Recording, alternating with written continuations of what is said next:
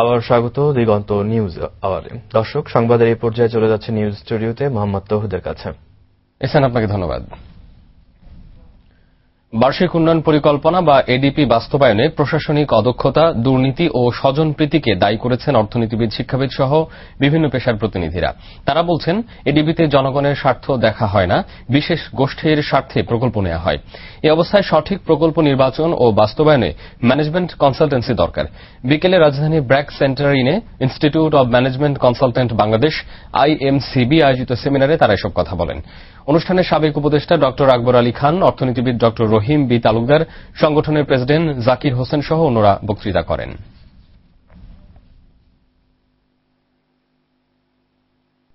জনগণ ও সাংবাদিক নির্যাতনকারীদের শাস্তির পরিবর্তে প্রশ্রয় দিলে দেশে ভয়াবহ পরিস্থিতি তৈরি হবে বলে সরকারকে সতর্ক করে দিয়েছেন সাংবাদিক, নেতা ও মানবাধিকার কর্মীরা। তাই সাফাই না গিয়ে আইন ভঙ্গকারী পুলিশ ও দুষ্কৃতিকারীদের শাস্তি নিশ্চিত করার আহ্বান জানিয়েছেন তারা। তাবিবুর রহমান তালুকদারের রিপোর্ট।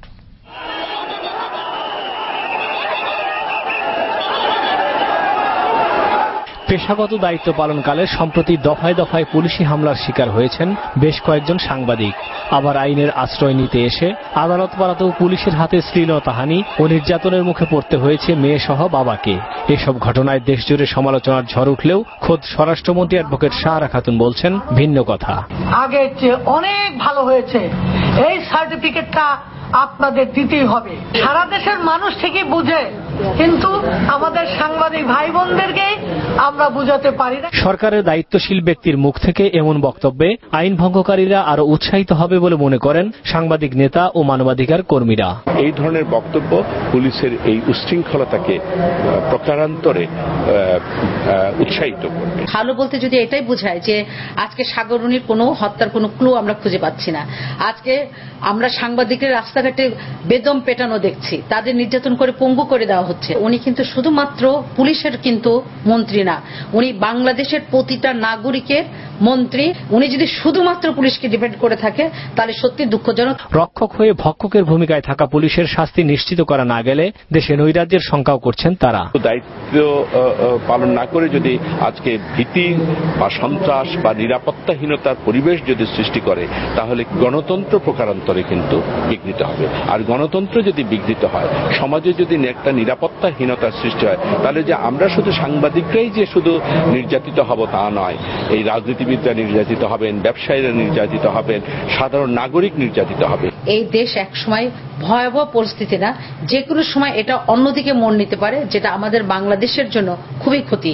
এবং একসঙ্গে আমি বলতে চাই যে বহির্বিশ্ব আজকে কিন্তু উদ্বিগ্ন। মানুষের ধৈর্যের বাঁধ ভাঙার আগেই দায়ীদের বিরুদ্ধে কঠোর ব্যবস্থা নেওয়ার দাবি জানিয়ে সংশ্লিষ্টরা বলছেন, অন্যথায় সবাইকে চড়া মূল্য গুনতে হবে। সহ্য সীমার বাঁধ ভাঙল। তাবিবুর রহমান তালুকদার, দিগন্ত টেলিভিশন, ঢাকা। উন্মুক্ত স্থানে ধূমপান নিষিদ্ধের আইন কার্যকর ও তামাক প্রতিরোধে আরো কঠোর আইন প্রয়োগের দাবি জানিয়েছে বাংলাদেশ বার কাউন্সিল। সেই সাথে তামাকের ব্যবহারজনিত রোগের সচিত্র তথ্য প্যাকেটের গায়ে উল্লেখের দাবি জানান তারা। বিকেলে ঢাকা রিপোর্টার্স ইউনিটি মিলনায়তনে ধূমপান ও তামাক বিষয়ে এক সংবাদ সম্মেলনে দাবি জানায় সংগঠনটি। সংবাদ সম্মেলনে বার কাউন্সিলের ভাইস চেয়ারম্যান আব্দুল বাসেত মজুমদার, ঢাকা বিশ্ববিদ্যালয়ের অধ্যাপক আসিফ নজরুল সহ অনেকে উপস্থিত ছিলেন। এ সময় তামাক প্রতিরোধে জনসচেতনতা বাড়াতে সরকার ও বেসরকারি সংস্থাগুলোর প্রতি আহ্বান জানান বক্তারা।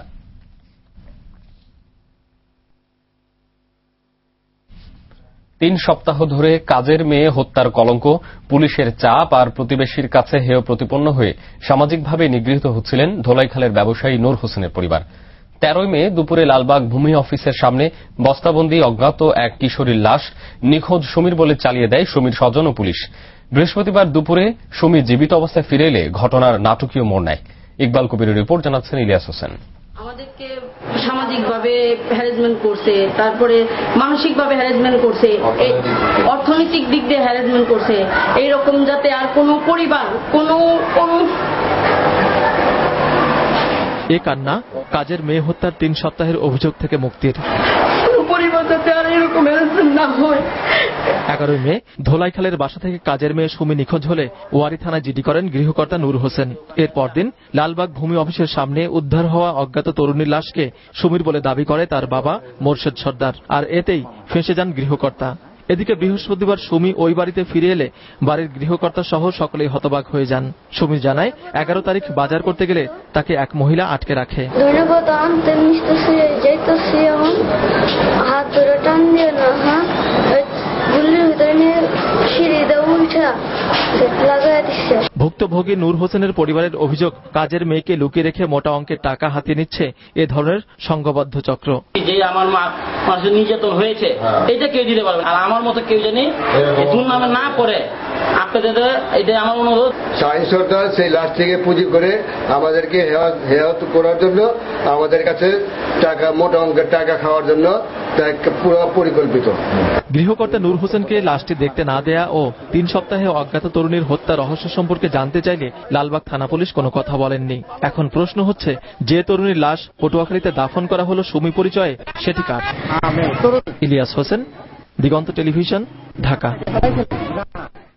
এবার রাজধানীর আরো কিছু খবর নিয়ে আজ সারাদিন।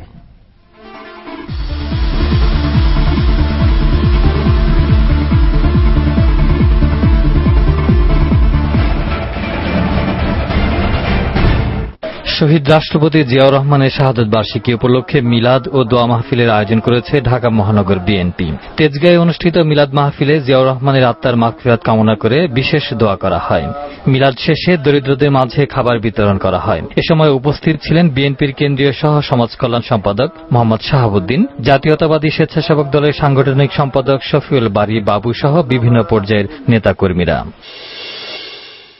আসছে বাজেটে পোশাক শ্রমিকদের জন্য সামরিক ও পুলিশ বাহিনীর আদলে রেশনিং চালুর দাবি জানিয়েছেন Bangladesh textile garments workers federation. ঢাকায় রিপোর্টার্স ইউনিটি মিলনায়তনে আয়োজিত এক গোলটেবিল আলোচনায় বক্তারা এ দাবি জানান। এছাড়া কারখানা ও শিল্পাঞ্চলে শ্রমিকদের জন্য হাসপাতাল ও চিকিৎসা কেন্দ্র নির্মাণে বরাদ্দ রাখারও দাবি জানান তারা। অনুষ্ঠানে মালিক শ্রমিক নেতা ও সরকারি প্রতিনিধিদের একসাথে বসে গার্মেন্টস খাতের নৈরাজ্য ঠেকাতে করণীয় ঠিক করার আহ্বান জানান এফবিসিসিআই সভাপতি এ কে আজাদ। 33তম বিসিএস প্রিলিমিনারি পরীক্ষা শুরু হয়েছে আজ সকাল 10টায়। 1 ঘণ্টার এই পরীক্ষা অনুষ্ঠিত হয়। রাজধানীতে 84টি কেন্দ্র সহ দেশের বিভাগীয় শহরে 142টি কেন্দ্রে পরীক্ষা অনুষ্ঠিত হয়। 4206টি শূন্যপদের জন্য এবার পরীক্ষায় অংশ নিয়েছে 1,93,059 জন শিক্ষার্থী। প্রতিটি পদের বিপরীতে লড়াই করছে 46 জন প্রার্থী। বাংলাদেশ প্রকৌশল বিশ্ববিদ্যালয়ের স্থাপত্য বিভাগের উদ্যোগে ছাত্রছাত্রীদের 5 দিনের স্থাপত্য প্রদর্শনী শেষ হয়েছে। এর মধ্যে বইয়ের মোড়ক উন্মোচন, সভা, সেমিনার সহ বিভিন্ন অনুষ্ঠানের আয়োজন করা হয়। আর্কিটেকচার স্টুডেন্টস অ্যাসোসিয়েশন আর্কসা এই প্রদর্শনীর আয়োজন করে।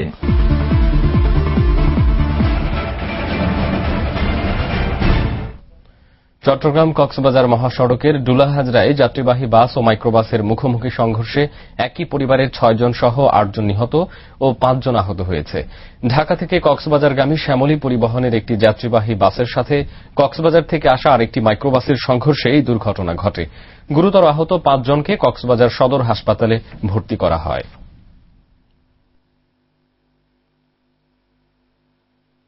এদিকে নেত্রকোনার বাংলা নামক স্থানে সড়ক দুর্ঘটনায় সাউথ ইস্ট ইউনিভার্সিটির এক শিক্ষার্থী নিহত হয়েছে। আহত হয়েছে আরো 4 জন। নেত্রকোনা মোহনগঞ্জ সড়কে দুর্ঘটনা ঘটে। প্রত্যক্ষদর্শীরা জানান, মোহনগঞ্জের বড়কাশিয়া থেকে একটি প্রাইভেট কার ঢাকায় আসার পথে বাংলা নামক স্থানে নিয়ন্ত্রণ হারিয়ে পাশের খাদে পড়ে যায়। এতে ঘটনাস্থলে মারা যায় সাউথ ইস্ট ইউনিভার্সিটির শিক্ষার্থী হাসি। আহত 4 জনকে ময়মনসিংহ মেডিকেল কলেজ হাসপাতালে ভর্তি করা হয়েছে। এবার পূর্বাচল এলিয়ন সিটি বাণিজ্য সংবাদ।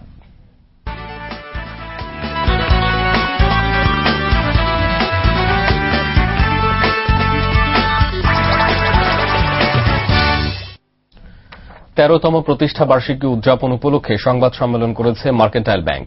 সংবাদ সম্মেলনে লিখিত বক্তব্য পাঠ করেন ব্যাংকের ব্যবস্থাপনা পরিচালক ও প্রধান নির্বাহী এ.কে.এম. শহীদুল হক। এ সময় মার্কেন্টাইল ব্যাংকের প্রতিষ্ঠাতা ও বর্তমান চেয়ারম্যান আব্দুল জলিল এমপি উপস্থিত ছিলেন।